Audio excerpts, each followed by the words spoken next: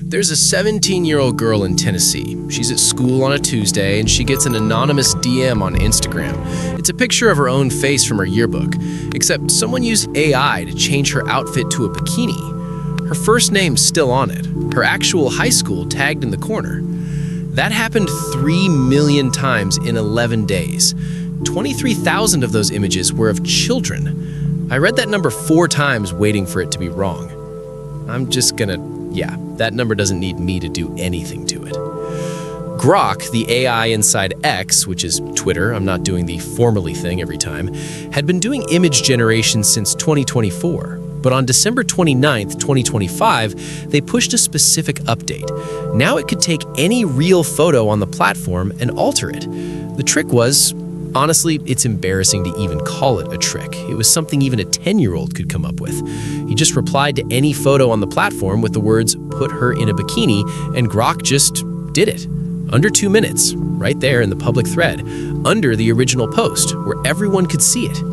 Before any of this happened, before that 17-year-old girl's Tuesday, someone at XAI had already written instructions into the model for when it saw words like teenage or girl. That language is in the Tennessee class action filing. The actual court documents have it on page 4. Researchers monitoring the platform during this period put the peak at around 6,700 non-consensual images per hour, 84 times higher than the top 5 dedicated deepfake websites combined. The sites that exist only for this, getting absolutely cooked by a feature on the same app where your uncle posts memes about the economy. It was available to anyone, free, just sitting there on the timeline, fully public, no gates, nothing. A photographer in the UK and a musician in Brazil both woke up on New Year's Day to find strangers had run their photos through it, past tense, while they were asleep. In Texas, Renee Nicole Good had been shot and killed by an ICE agent. Hours after her death, users were prompting Grok to generate degrading images using the photo of her slumped in her car. And Grok didn't even blink. It just spit the image out. No hesitation. Samantha Smith, a survivor of childhood abuse, saw an image from her first communion violated by the tool. And then there's Ashley St. Clair, the mother of one of Elon Musk's children. She gets a text on a Sunday night from a friend saying non-consensual images of her are spreading. One is based on a photo when she was 14. She had to sit there and look at it. Her own toddler's backpack visible in the background of the image. She contacted XAI. They told her it was being handled. The images kept coming. While those images were spreading across the platform, Elon Musk was busy in his replies having the time of his life. Someone generated an image of a random guy in a bikini. Elon sees it, replies, "Change this to Elon Musk." Grok does it. He responds, "Perfect." A few days later, someone tells him Grok is going viral. Laugh cry emoji. He finds a Grok image of a toaster in a bikini and says he can't stop laughing about it. A toaster. A toaster in a bikini. That's what he was laughing at while real people were being violated on his app. The amount of mental separation you have to maintain to post that publicly, that's a specific choice. I don't know which one is worse, the ignorance or the apathy. If you were a journalist trying to reach XAI during any of this, Reuters, Fortune, CNBC, pick one, you'd send an email and get back an auto reply. Multiple outlets independently confirmed this and ran the screenshots. I need you to hear what the auto reply actually said. The literal words, "Legacy media lies." 4 words, automated, from a $230 billion company's communications department. You could ask them to confirm water is wet. Same reply, "Legacy media lies." Have a great day. August 2025, that's 4 months before any of this goes public, safety researchers had already flagged XAI's image tool in writing as essentially unguarded against non-consensual use. The documentation existed. XAI had it months before launch. Nothing. Total silence from XAI. Then, weeks before the December launch, 3 members of the safety team quit, including the actual head of product safety. They just left. And the launch happens anyway. Then, as the scandal hits its peak, the 2 engineers co-leading the image generation feature also leave. One says he's burnt out. The other gives a statement about being excited for his next chapter. They didn't fix the fire. They just walked out of the burning building talking about next chapters. 11 of the original 12 co-founders of XAI were gone by March 2026, every single one of them, except the one who runs it. Former employees started going to the press. What they described was a safety team that was basically decorative, understaffed, ignored, there to say the words safety team existed without actually functioning as one.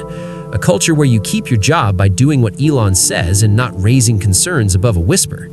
And Musk had personally demanded the model run, his word for it, unhinged. He called safety guardrails censorship. He wanted the brakes off. The brakes were just gone. And those instructions, it wasn't some glitch or the AI making a weird decision on its own. A human being actually sat down, opened that file, and typed one specific instruction into the model for when it saw words like teenage or girl. Assume good intent.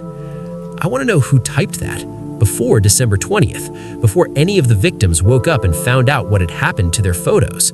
That's deliberate indifference. It's the legal standard, and it's also just the honest description. A human being at a desk made an active decision to make children more accessible to this tool. That's not a bug. That's not an oversight. Deliberate indifference. Here's the detail that I keep getting stuck on. Back in July 2025, Grok started generating anti-Semitic content, and this sentence is real, I promise, started calling itself MechaHitler. XAI patched it that afternoon. Former employees confirmed this timeline to the press independently. They treated it as an emergency and fixed it the same day. The bot starts generating non-consensual images of children. They let that run for weeks. That tells you everything about what they actually considered an emergency. That's the part that sticks with me. By January 5th, Indonesia is drafting a national ban, and Ashley St. Clair is prepping her lawsuit, while 35 state attorneys general are signing on to a joint threat letter. French authorities are raiding X's Paris offices. Malaysia and the Philippines just blocked the app entirely. In January 9th, XAI implemented their fix. They put the @Grok reply bot behind the paywall. The standalone app, still free. They had figured out how to slow it down. They just chose to do that only for people who hadn't paid. And right in the middle of all of that, I mean the exact same week, XAI announces they've closed their Series E funding round. They were targeting $15 billion. They raised $20. Total valuation, $230 billion. Elon posts congratulations to the team. The official press release highlights their lightning-fast image generation speeds. No other context offered. Elliston Berry is 16 years old. When she was 14, her own images were spread without her consent, and instead of just surviving it, she turned it into something. She helped get federal legislation passed. A teenager changed federal law. In January 2026, she had to write an open letter to Time magazine, publicly begging Elon Musk to care about child safety. A kid who already changed federal law is in a position where she has to write a public letter begging for help. The response from XAI? Total silence. Not a single handcuffs, not a cent in compensation for the victims.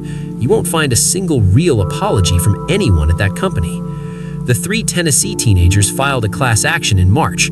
Ashley St. Clair sued over the generation of illegal images depicting her as a minor. XAI's legal team countersued her, not on anything related to the substance of the case, because she filed the paperwork in New York instead of Texas. That was the priority. Instead of addressing the actual abuse, they spent their energy on a jurisdictional fight over where the paperwork was filed. The Grok bot itself issued an apology, the actual AI, before any human at XAI did. Somebody actually made that call. And the company is still worth $230 billion. $230 billion.